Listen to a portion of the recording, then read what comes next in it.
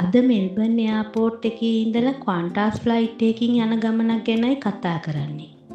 Melbourne airport එකට ටර්මිනල්ස් කීපයක්ම තියෙන විශාල එයාපෝට් එකක්. මේ යන්නේ ටර්මිනල් 4 එකට, ඩොමෙස්ටික් ඩිපාචර් එකට. රට ඇතුලේ සිදු කරන ගුවන් ගමන් මෙහෙයවන ඩිපාචර් එකට. මෙතන සෙල්ෆ් සර්ව් ඉලෙක්ට්‍රොනික් කියොස්ක් කීපයක්ම තියෙනවා චෙක්-ඉන් වෙන්න. චෙක්-ඉන් වෙලා බෑග් ටැග්ස් print කරගන්න ඕන. මෙතනදීම බෝඩින් පාස් එකත් print කරගන්න පුළුවන්. නැත්තම් ෆෝන් එකට ඩවුන්ලෝඩ් කරගන්නත් පුළුවන්.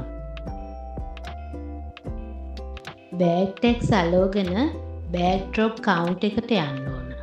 මෙතනදී බැගේජ් ටික බෙල්ට් එකට දාගන්න ඕන. අවශ්‍ය වුණොත් එයාපෝට් ස්ටාෆ් එක ඉන්නවා. එයාලගේ සහාය ලබා ගන්නත් පුළුවන්.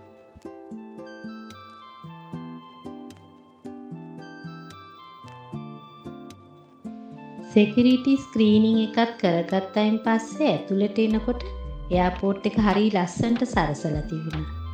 මේ දෙසැම්බරේ ක්‍රිස්මස් කාලෙනේ.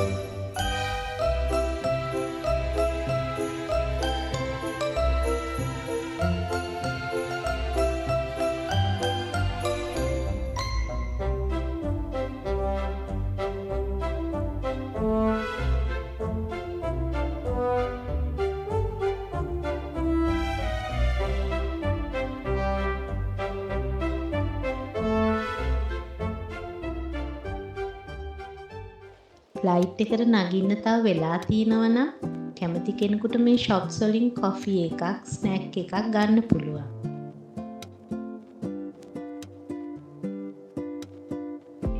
දැන් තියෙන්නේ බෝඩින් පාස් එකේ ගහලා තියෙන ගේට් නම්බර් එක බලලා බෝඩින් ගේට් එක පැත්තට යන්නයි. උඩ තියෙන ඩිස්ප්ලේ වල ගේට් නම්බර්ස් ගහලා තියෙන නිසා හොයාගන්න අමාරු නෑ. ඩොමෙස්ටික් ට්‍රේන් වල යන නිසා එයාපෝට් එකට පැය දෙකකට කලින් ආවම වැඩ ටී කරගන්න ඇති. හැබැයි ලොං අවර්ස් ෆ්ලයි කරනවා නම් පැය 3කට කලින්වත් එයාපෝට් එකට එන්න ඕන.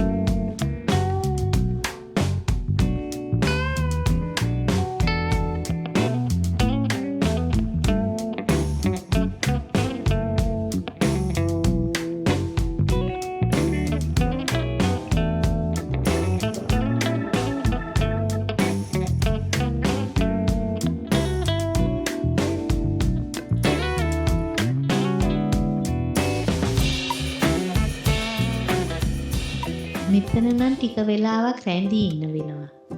දෙවනි පාරටත් හරි බෝඩින් ගේට් එකේ ඉන්නවද කියලා චෙක් කරගන්න ඕන. මෙතනදී බෝඩින් පාස් එකයි පාස්පෝර්ට් එකයි අවසාන වතාවට එයාපෝට් ඔෆිසර්ස්ලා චෙක් කරනවා.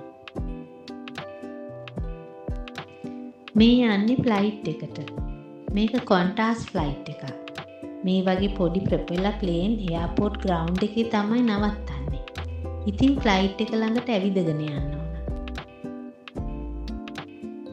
දැන් පිටත් වෙන වෙලාව නම් හරි. හැමෝම ෂීට් බෙල්ට් දාගෙන සූදානම් වෙලා ඉන්නේ. ෆ්ලයිට් එක ටේක් ඔෆ් කරනවා. රන්වේ එක පොඩ්ඩක් පේනවා නේද? ෆ්ලයිට් එක ටේක් ඔෆ් කරන වෙලාවට ෆ්ලයිට් ඇටෙන්ඩන්ට්ස්ලා වින්ඩෝ එක වහන්න කියනවා. සේෆ්ටි එක ගැන සැලකලා එහෙම කියන්නේ. චුට්ටක් විතර වින්ඩෝ එක ඇරියා. එළිය පේන්නේ නැන්නේ නැත්තම්. අපි දැන් මේ යන්නේ ඕස්ට්‍රේලියාවට පහළින් තියෙන ඕස්ට්‍රේලියාවටම අයිති කුඩා දූපතකට. ඒ තමයි ටස්මේනියා. මෙල්බන් එයාපෝට් එකේ ඉඳලා නම් හරියටම පැයක ගමනක්. පැයක ෆ්ලයි එකක් නිසා එක මීල් එකයි ලැබෙන්නේ. ඒකත් බොහෝ වෙලාවට ස්නැක් එකක්.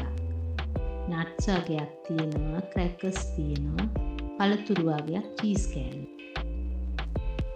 ෆ්ලයිට් එක ප්ලෑන් කළායින් පස්සේ බහින්නයි හදන්නේ. ෆ්ලයිට් එක කුඩායි නේද?